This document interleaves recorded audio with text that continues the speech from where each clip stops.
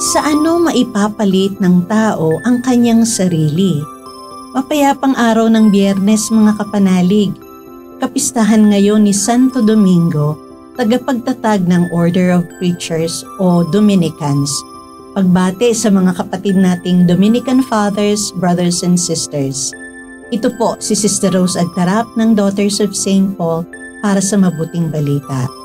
Magnilay tayo sa Ebanghelyo ngayon.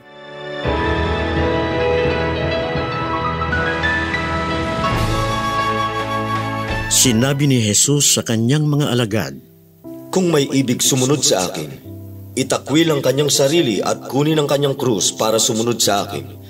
Sapagkat ang naghahangad na magligtas ng kanyang sarili, ang mawawalan nito, ngunit ang naghahangad na mawalan nito, ang makakatagpo nito. Ano ang pakinabang ng tao, tubuin man niya ang buong daigdig, kung sarili naman niya ang mawawala? Sa ano maipagpapalit ng tao ang kanyang sarili? Darating nga ang anak ng tao, taglay ang kaluwalhatian ng kanyang ama, at kasama rin ang kanyang mga banal na anghel. At doon niya gagantimpalaan ang bawat isa ayon sa kanyang mga gawa. Totoong sinasabi ko sa inyo, na makikita ng ilan sa inyo ang anak ng tao na dumarating bilang hari, bago sila mamatay."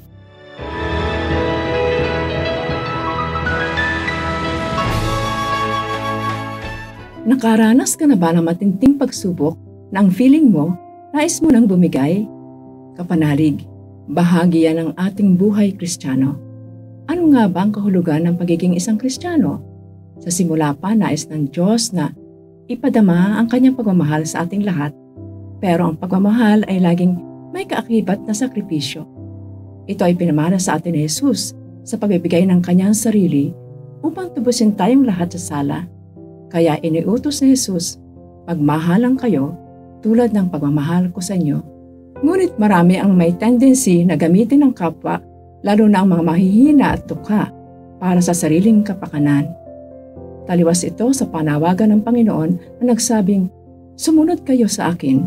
Ang sino mang nais na sumunod sa Kanya ay buong pusong nagmamahal at tinatanggap ang krus na kaakibat nito. Walang pagmamahal kung walang sakripisyo, kung walang krus.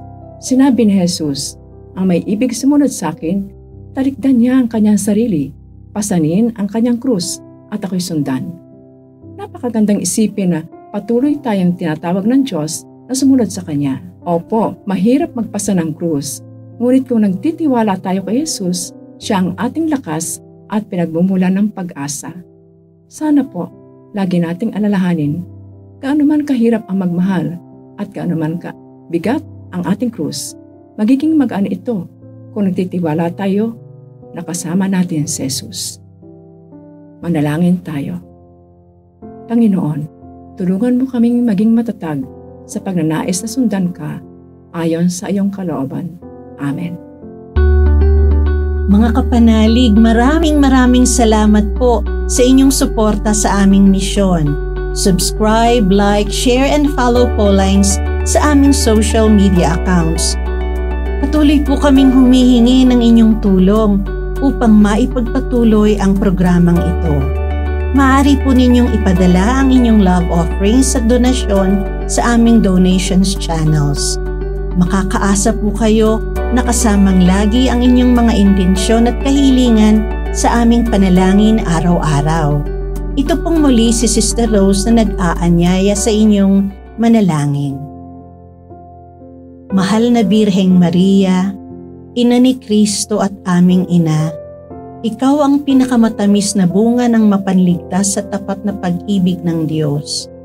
Iniakyat ka sa langit at doon ay inaawit ang awa ng Ama. Gayunpaman, kaagapay ka pa rin namin sa iyong makainang pagkalinga. O Maria, Ina ng Simbahan, iniakyat ka sa langit na ating tunay na tahanan at iniluklok bilang reyna sa kanang kamay ng iyong anak. Hinihiling namin ang iyong pamamagitan para sa mga pangangailangan ng aming bayan, nang ang bawat kagandahang loob ay pagpalain at palakasin, ang pananampalataya ay manariwa at mapagyaman, ang pag-asa ay patuloy na maging matatag at maliwanag, at ang pag-ibig ay muling mapukaw at manumbalik ang sigla. Kami ay nagsusumamo, gabayan mo po kami sa landas ng kabanalan. Maria, aming ina, balutin mo ang lahat sa iyong pangangalaga at ilapit kami sa iyong minamahal na anak, si Jesucristong aming Panginoon. Amen. We are here to provide a new way of communicating and proclaiming the gospel.